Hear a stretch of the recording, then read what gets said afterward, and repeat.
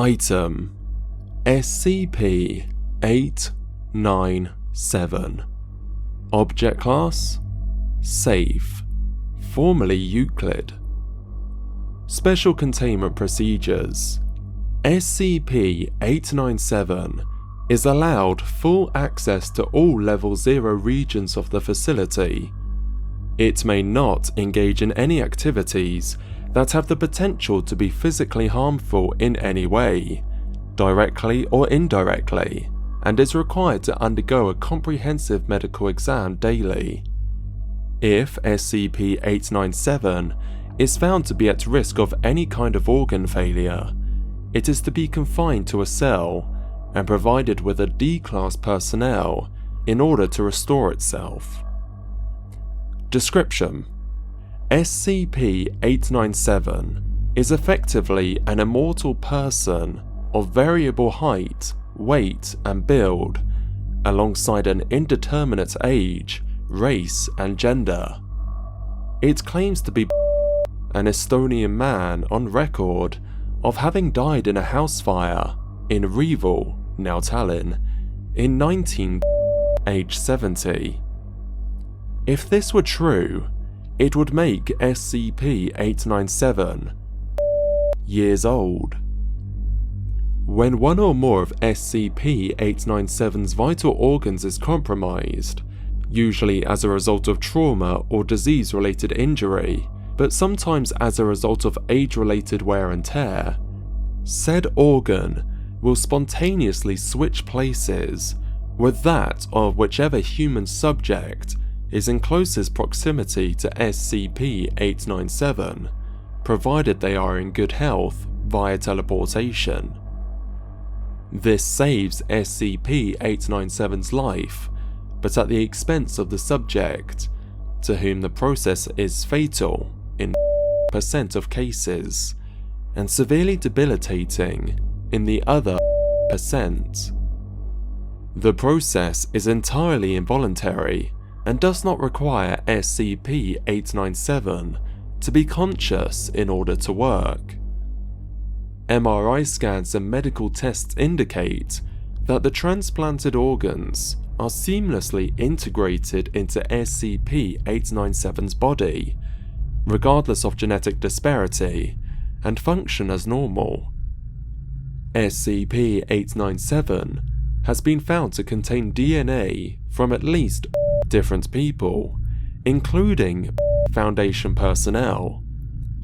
It is estimated that no more than % of its original body mass remains.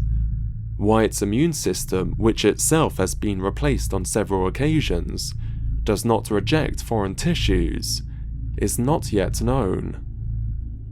SCP-897 was discovered by the Foundation in the spring of 2000 when it was reported that 3 hikers in the Denali National Park, Alaska, had died in the space of 2 weeks under similar, highly anonymous circumstances. The first hiker appeared to have drowned, despite being on land. The coroner's reports confirmed that not only were her lungs filled with water, but they were unusually large in relation to her size and build, meaning they did not fit inside her ribcage, and as such, had ruptured and hemorrhaged. The third hiker dropped dead when several of his bones, including his cervical vertebrae, appeared to spontaneously fracture. A mobile task force was sent to scout the area and found SCP-897, who had recently taken to living in the wilderness, and took it into custody with casualties. SCP-897 reported that he had fallen into a river by a mother grizzly bear and fallen off a cliff, at times coinciding with the deaths of the 3 hikers. Due to the stress of involuntarily causing multiple deaths, SCP-897 is highly mentally unstable and is neither willing nor able to cooperate with the Foundation. Its condition has gotten subsequently worse since being taken into custody. SCP-897 will self-harm at any given opportunity. Foundation personnel have been killed or injured because of this. Whether SCP-897 self-harms out of frustration with its existence, or merely to spite the Foundation, is unknown. Addendum: October 2011, SCP-897 briefly escaped Foundation custody when Dr. Rasmussen entered SCP-897's padded cell in order to attempt an interview. SCP-897 broke free of its straitjacket and its own face, causing its eyes, nose, much of its skin, most of its teeth, and its lower jaw to be exchanged with Dr. Rasmussen's. Dr. Rasmussen is believed to have expired almost immediately.